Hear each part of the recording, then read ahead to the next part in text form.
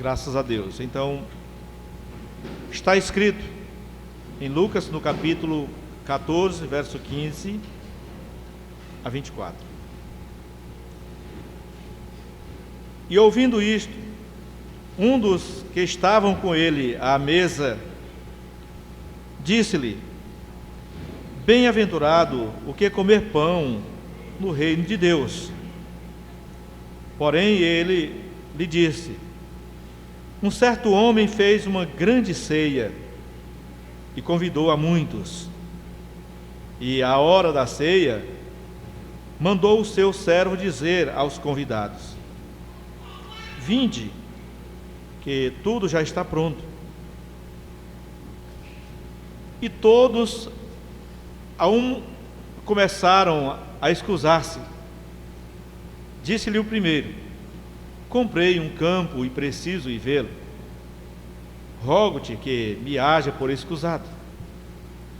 E o outro disse: Comprei 5 juntas de bois e vou experimentá-los. Rogo-te que me hajas por escusado.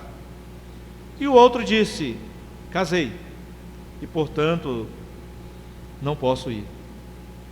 E voltando aquele servo, anunciou essas coisas ao seu senhor.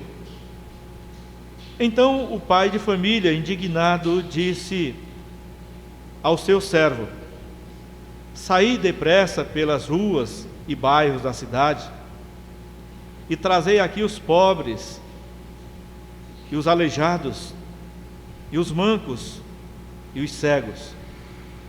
E disse o servo: Senhor, feito está como mandaste, e ainda há lugar.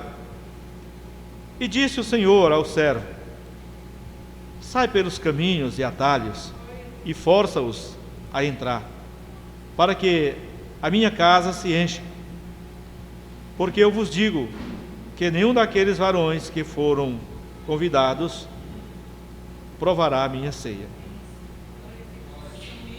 Senhor nosso Deus, nosso Pai, nós te damos graças, ó Senhor, porque temos recebido a Tua palavra nesta hora e temos certeza de que o Senhor cuidará de cada um e proverá o que nós estamos precisando, Senhor. Porque na verdade podem ser muitos os nossos pedidos, a nossa visão do que precisamos, mas como somos limitados, às vezes pedimos mal e não te clamamos da forma conveniente, ou não pedimos aquilo que realmente estamos precisando. Por isso entregamos em Tuas mãos, Senhor, e pedimos que o Senhor nos ajude a clamar Tua face, clamar a Tua presença da forma conveniente, e que seja do Teu agrado. Vem nos atendendo, Senhor, de maneira especial esta noite, curando os enfermos, solucionando problemas, solucionando os problemas que existem nas vidas, como também, meu Deus, nos dando forças para enfrentá-los. Em nome do Senhor Jesus Cristo, nós te pedimos, ó Senhor, e também te agradecemos, em nome do Senhor Jesus Cristo.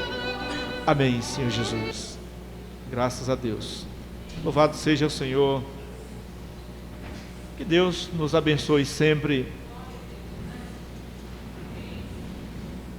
A grande ceia e a ideia missionária. Nós sabemos que se trata de uma parábola, a parábola da grande ceia, que está em Lucas, no capítulo 14, verso 15 ao 24. É uma parábola que nos mostra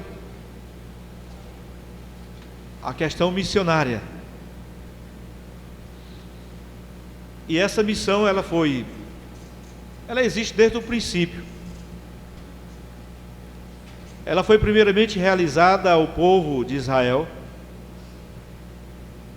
e podemos dizer, por 4.000 anos, mais ou menos, essa missão ao povo de Israel. Começando ali pelo próprio Senhor, no Jardim do Éden, quando visitou aquele casal.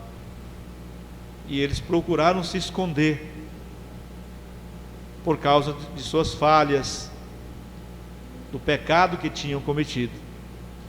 Então a ideia missionária começa com o próprio Deus. Como tudo que Ele faz é para o nosso exemplo, nós vemos que muitos profetas foram levantados no curso da história, e eles vieram falando ao povo de Israel sobre a conversão, a mudança, porque o pecado entrou realmente no mundo, e os homens são propensos ao pecado. O homem peca, mas ele precisa se arrepender, ele precisa se reconciliar com Deus, e por isso o Senhor, Ele levantou profetas, mensageiros, que vieram trazendo a mensagem ao povo de Israel. Por incrível que pareça, eles endureceram seu coração, inclusive para a vinda do Senhor. Quando o Senhor veio, eles não reconheceram, e até hoje eles não reconhecem. Mas essa missão continua. Ela foi estendida aos estrangeiros, e ela continua de lá até aqui, e vai permanecer até a vinda de Cristo. A missão aos estrangeiros. A mensagem é justamente isso que nos mostra essa parábola. Mostra duas fases da missão. A primeira, ao povo de Israel. O primeiro convite foi realizado ao povo de Israel. O segundo convite, ele veio sendo feito aos estrangeiros. E a nossa reflexão hoje, ela é sobre esses dois pontos.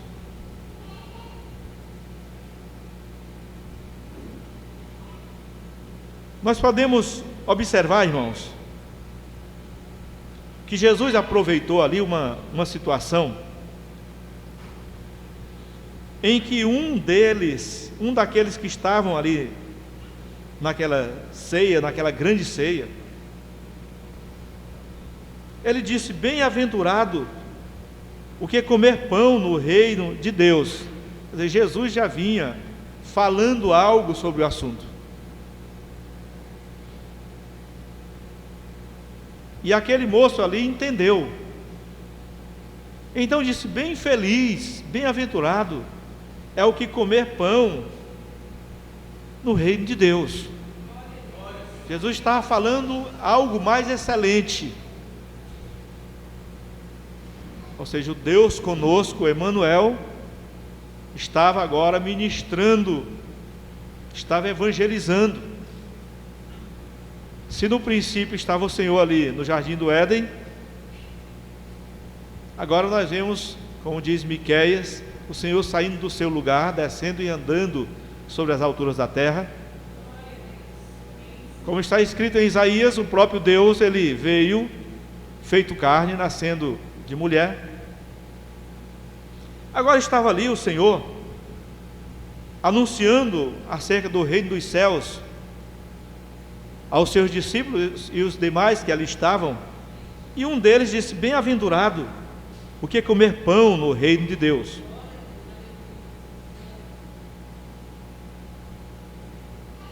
E Jesus então fez essa parábola, fez essa comparação. Um certo homem fez uma grande ceia e convidou a muitos, e à hora da ceia mandou chamar os seus servos, convidar aos seus amigos, os seus convidados, na verdade, pessoas que já tinham sido anunciadas a eles. E à hora da ceia mandou o seu servo dizer aos convidados: vinde, que já tudo está preparado.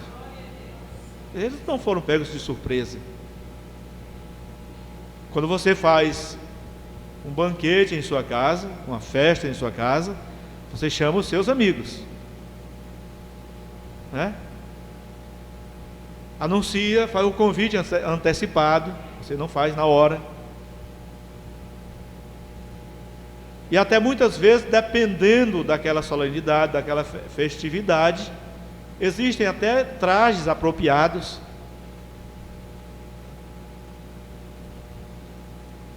Nesse caso aqui, ele mandou o seu servo chamar os seus convidados: vinde, que tudo já está preparado. Mas o primeiro disse: comprei um campo e preciso ir vê-lo. Peço que me tenha por escusado. Comprar um campo e precisava ir vê-lo, justamente no momento daquela ceia, daquela festa. O outro disse: comprei 5 juntas de bois e vou experimentá-las. As juntas de bois precisavam realmente ser experimentadas, o animal para o serviço. Mas agora a questão é: por que justamente no momento já previamente anunciado? Isso parece alguma coisa que a gente vê no dia a dia quando evangelizamos, né? Tal hora haverá o culto, tal hora haverá a mensagem. E as pessoas até dizem: iremos, vou. No momento certo diz: vamos, está no momento, está na hora. E a pessoa diz: não, não posso ir, apareceu um imprevisto. Esse aqui disse: comprei uma junta de bois e vou experimentá-los. E o outro disse: casei e portanto não posso ir.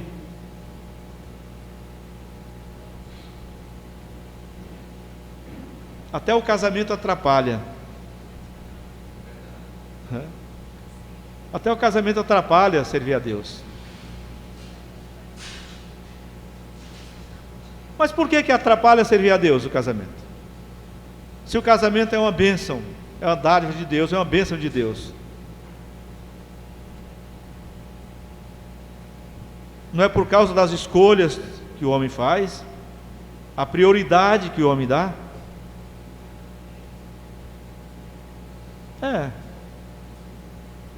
Mas o casamento em si não atrapalha servir a Deus. Pelo contrário, como é uma bênção de Deus, é venerado o matrimônio, isso ajuda, faz com que a pessoa esteja mais firme na igreja. É o contrário.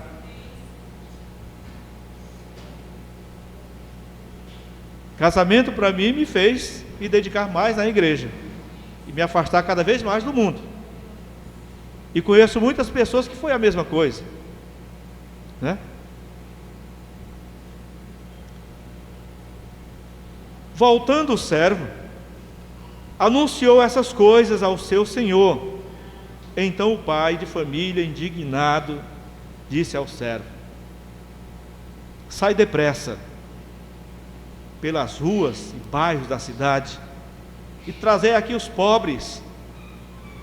Traz os pobres, os aleijados. Hoje em dia a pessoa não pode mais dizer que o outro é aleijado, mas antigamente dizia, né? A Bíblia diz que a pessoa é aleijada. Se tem um problema na perna, perdeu uma perna, é aleijado, né? Os pobres. Não pode dizer que a pessoa é pobre porque vai ficar constrangido e tal. Deixa para lá essa questão. Aleijados, os mancos, os cegos, traz todos eles. E disse o servo: Senhor, feito está como mandaste, e ainda há lugar. Então todas aquelas pessoas que foram encontradas, aquelas pessoas que tinham aqueles problemas, eram bem-vindas para compor aquela grande festa, se fazer presente e participar daquela grande festa. E disse o Senhor, e disse aquele, né? Feito está, como mandaste, e ainda há lugar. E disse o Senhor ao servo: sai pelos caminhos e atalhos, e força-os a entrar, quer dizer, todos que encontrar nos caminhos, de maneira que a casa fique cheia. Eu quero que a minha casa fique cheia de convidados, porque aqueles que convidei, aqueles amigos que eu tinha, que eram meus amigos, eles não vieram. Tudo estava preparado para aquela quantidade de pessoas que eram os meus amigos, e eles não vieram. E foram buscar outros, vieram, mas ainda há lugar, então vão em busca de mais pessoas, todos que encontrarem, e tragam, de forma que a festa fique cheia. Agora me diga, isso é ou não é uma figura do que aconteceu? Realmente aconteceu com o trabalho missionário do próprio Deus. Primeiramente, a mensagem ao povo de Israel. 4.000 anos mais ou menos, é o que a gente vê, a gente sempre fala 4.000 anos. De Cristo para cá, já vemos 2.000 anos praticamente. Sabemos que a contagem de Deus é outra, né? Muitas coisas aconteceram, mas é mais ou menos isso.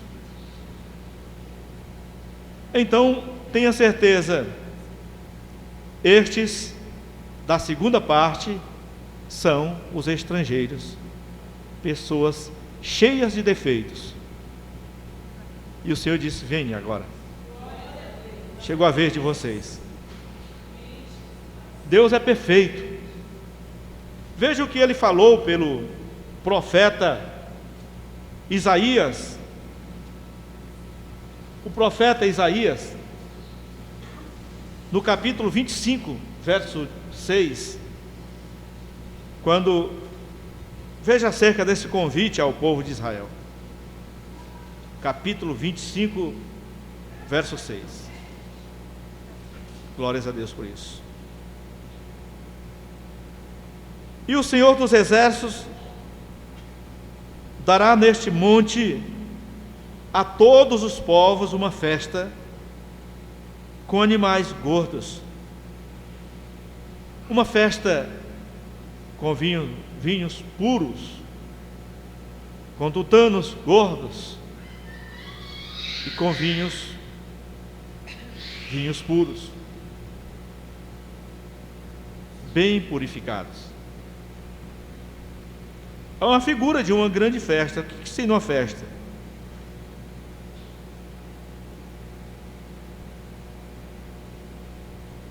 É justamente isso. Quando se tem uma festa saudável, se põe coisas saudáveis na mesa. Nós não vemos nada aqui fora do lugar, nada mundano, nada disso. Ele mostra alguma coisa muito saudável e adequada.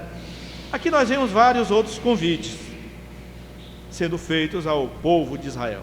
Em Jeremias, no capítulo 35, no verso 15, nós vemos dizendo assim: e vos enviei a todos os meus servos, os profetas, madrugando e enviando e dizendo: convertei-vos agora, cada um do seu mau caminho, e fazei boas as vossas ações, e não sigais a outros deuses para servi-los, e assim ficareis na terra que vos dei a vós e a vossos pais, mas não inclinastes os ouvidos, nem me obedecestes a mim.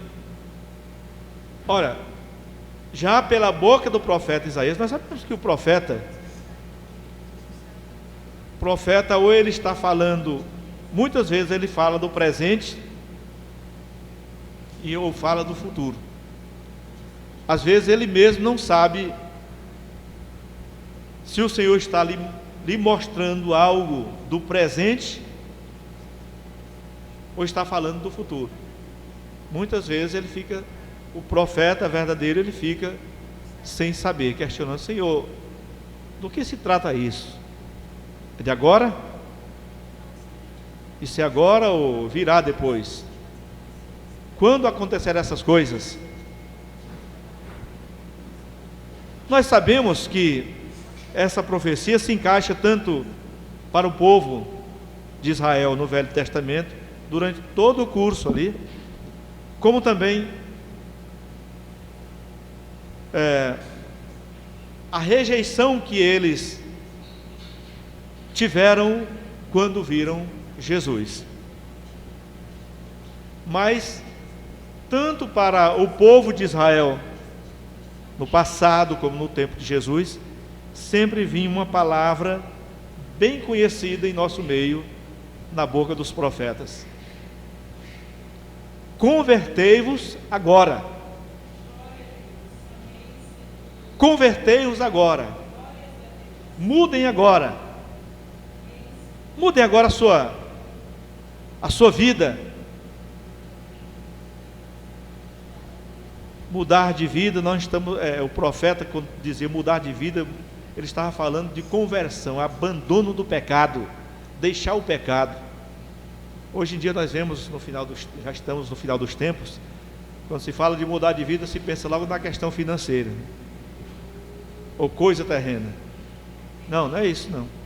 Está falando aqui da conversão, da mudança. Ser uma nova criatura. Em Mateus, no capítulo 10, verso 37,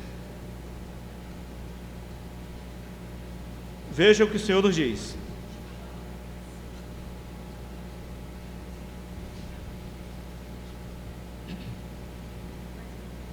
quem ama o pai ou a mãe mais do que a mim, não é digno de mim. E quem ama o filho ou a filha mais do que a mim, não é digno de mim. Ora, parece até alguma coisa contraditória isso. Questão do amor fraternal, né? Mas é justamente isso. Eu não posso abandonar a Jesus Cristo, porque a minha esposa diz que não vai mais servir a Deus, e que eu devo também deixar de servir a Deus, e por isso eu abandono, né? Você não pode fazer isso, nós não podemos fazer isso, nem a esposa também pode fazer isso. É uma confusão, se isso vier a acontecer. É onde fica o pai contra filho, filho contra o pai, e assim por diante. Mas nós vemos essas questões na vida secular também. Pai contra filho e filho contra pai, às vezes por causa de drogas, de prostituição e muitas coisas que acontecem. Mas tenha certeza de uma coisa: se houver uma prova na sua vida nesse sentido, persevere, porque tudo muda. Aquele que começou a boa obra, ele aperfeiçoa. Ele não vem destruindo lar e nem família, não. Pelo contrário, por mais duro, o mais bravo que seja o animal, né, ele pode ser amansado, né? Eu vi um pregador falando acerca do animal bravo, né? O animal, quando é muito bravo, ele não aceita nenhum vaqueiro montar nele. E aquele animal, toda vez que um montava nele, ele derrubava. É muito bravo. Não sei se vocês já viram isso, mas acontece mesmo. Viu o mais duro vaqueiro, não demorava, estava no chão. Aí disse: agora eu vou procurar um que não tenha pena. E procurou um vaqueiro que não tinha pena. e montou naquele animal bravo. Só que aquele vaqueiro, ele levou também um chicote. E quanto mais aquele animal pulava para derrubá-lo, mais ele batia. Chegou o momento que ele cansou. Foi embora, né? Nessa luta do vaqueiro com o animal. E depois, demorou algum tempo, o vaqueiro voltou montado e o cavalo galopando, muito bonito, né? Tem um galope bonito, né? Quando o animal está manso, ele faz um galope muito bonito. Depois daquela luta toda, ele voltou agora de uma forma saudável e bonita. Então, persevere. O sentido dessa história é a perseverança, né? Porque quando os problemas surgem, se ajoelhem mais e mais, né? A surra não é no outro, não é em você mesmo. É você mesmo. Porque o pior inimigo do crente é o ego.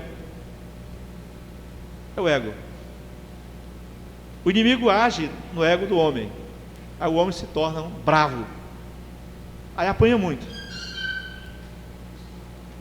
Mas chega um momento, depois de muita surra, ele volta num galope bonito, né? Mas acredite, o maior inimigo do homem é o ego. Porque o inimigo age justamente nesse sentido.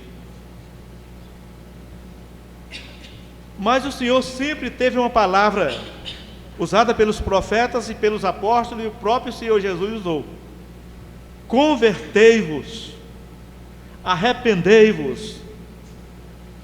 E o segundo convite é justamente para o povo estrangeiro. Haja visto aquele povo de Israel ter rejeitado, agora o convite se estende também aos estrangeiros, que eram considerados pessoas, aqueles cegos, mancos, aleijados, sem noção da liberdade ou da vida saudável. E o Senhor disse: vai em busca de todos estes, eles não ficarão de fora.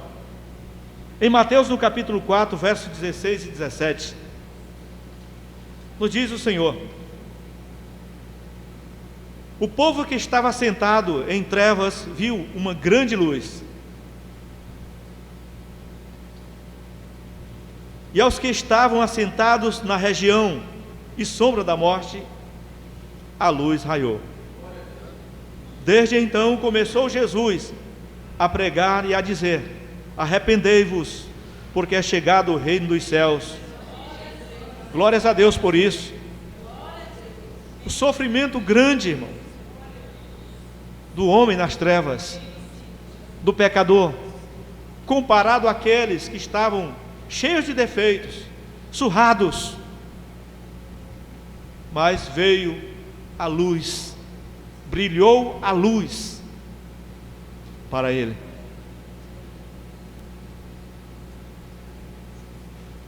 É igual aquele soldado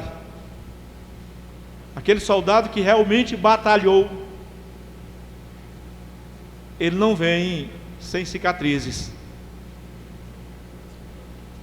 O soldado que realmente batalha, ele vem com cicatrizes. Mas o rei chama todos esses com cicatrizes para estarem ao seu lado, porque lutaram e são vencedores.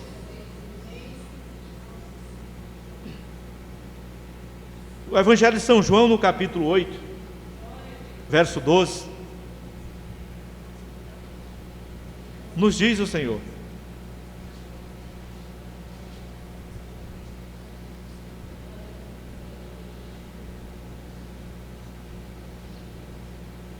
falou-lhes, pois, Jesus outra vez, dizendo: eu sou a luz do mundo. Quem me segue não andará em trevas, mas terá a luz da vida. Glórias a Deus. Glórias a Deus. Jesus é a luz do mundo. E todos aqueles que Ele seguirem não andarão em trevas, não ficarão nas trevas. Se quisermos encontrar paz em nossa vida, a verdadeira paz, a verdadeira segurança, precisamos nos entregar realmente ao Senhor. Ele nos diz: entrega os teus caminhos ao Senhor e confia nele, e o mais Ele fará. Confia no Senhor, deposita nele a tua confiança. Veja o que está escrito. Glórias a Deus por isso. Mateus 11, verso 28.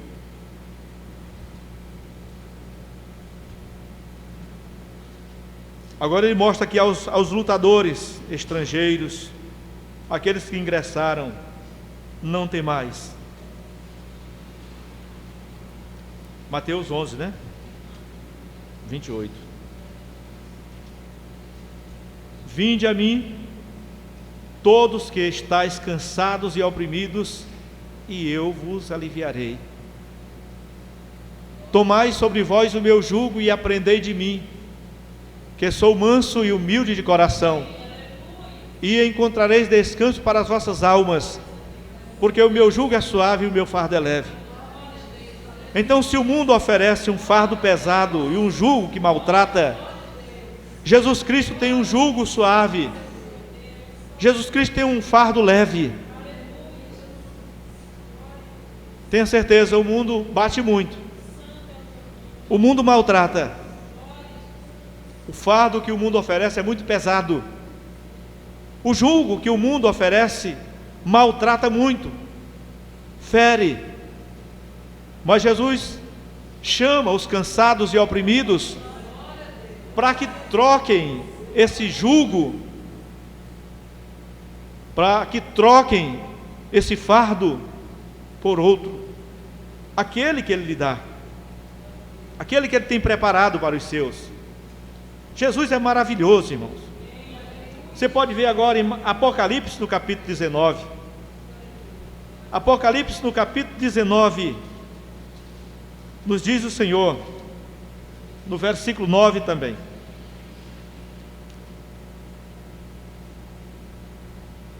e disse-me, escreve, bem-aventurado aquele que são chamados à ceia das bodas do Cordeiro. E disse-me, estas são as verdadeiras palavras de Deus. Irmãos, olhe, Jesus está convidando, Ele mantém com o seu convite. Todos nós temos recebido esse convite. Agora nós temos a liberdade de aceitar ou rejeitar, de dizer, eu vou, Senhor, ou então dizer, não, eu comprei uma junta de bois e vou experimentá-lo. Eu comprei terras, eu casei, eu tenho filhos, eu tenho família, eu tenho bens, eu não posso ir. Eu tenho meu emprego, eu tenho os meus estudos. Acredite, durante muito tempo eu ouvi pessoas dizendo que os crentes não sabiam. Eu tinha um colega de trabalho que sempre falava isso. Os crentes não tinham, só lia a Bíblia e não liam outras coisas.